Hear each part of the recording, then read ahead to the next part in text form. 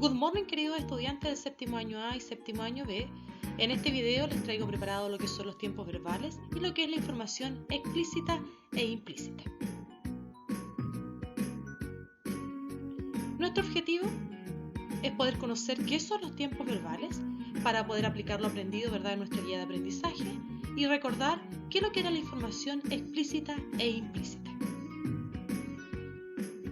Pero antes, recuerda que debes tener tu lápiz mina, tu goma y la guía de aprendizaje para que la puedas ir desarrollando. Observa el siguiente video. Coloca mucha atención.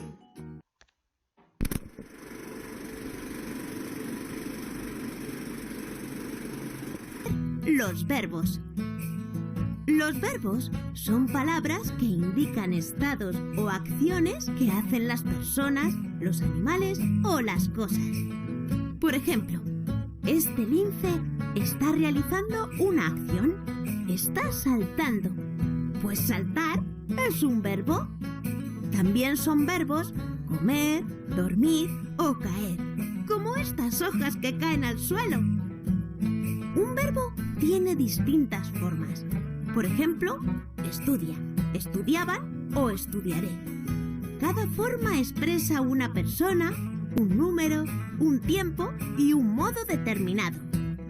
Para conocer las distintas formas verbales, vamos a utilizar el verbo jugar, que es muy divertido.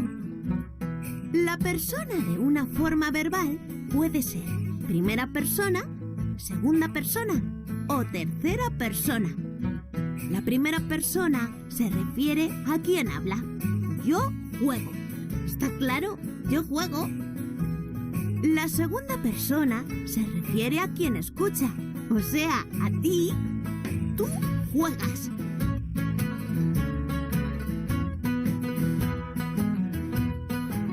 Y la tercera persona no se refiere ni al que habla ni al que escucha, sino a otros. Por ejemplo, ellos juegan. Ellos, los de allí, sí.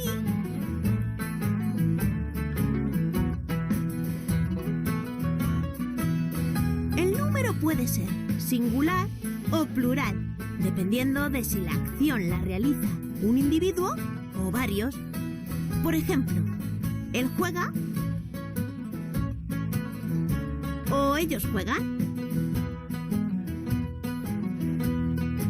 El tiempo nos indica cuándo ocurre la acción y puede ser pasado, presente o futuro. El tiempo pasado nos dice que la acción ya ha ocurrido. Javier jugó ayer al baloncesto. El tiempo presente indica que la acción ocurre en el momento en el que se habla. Javier está esquiando ahora. Míralo, ahí está. El tiempo futuro expresa que la acción sucederá más adelante.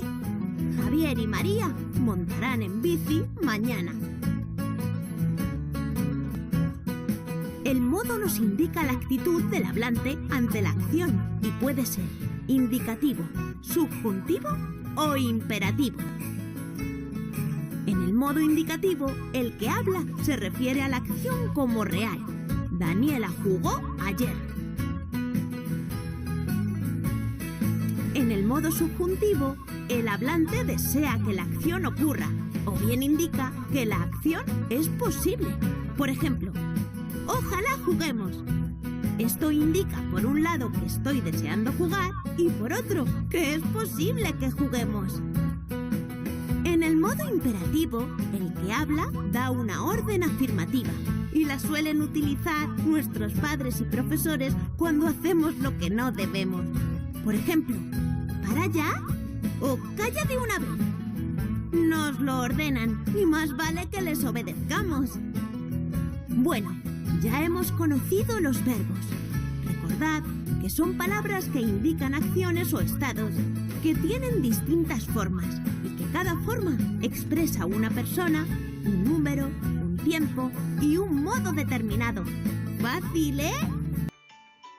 ¿Ven que no era tan difícil?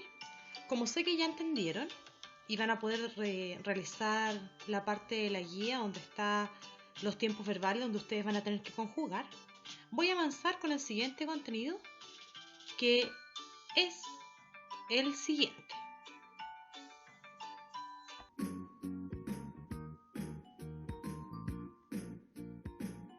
La información explícita e implícita de un texto. ¿Qué es? La información explícita la encontramos en el mismo texto y no requiere una interpretación de nosotros. Es decir, que cuando nos hacen una pregunta, nosotros la vamos a encontrar escrita, ¿cierto?, en alguna parte del texto.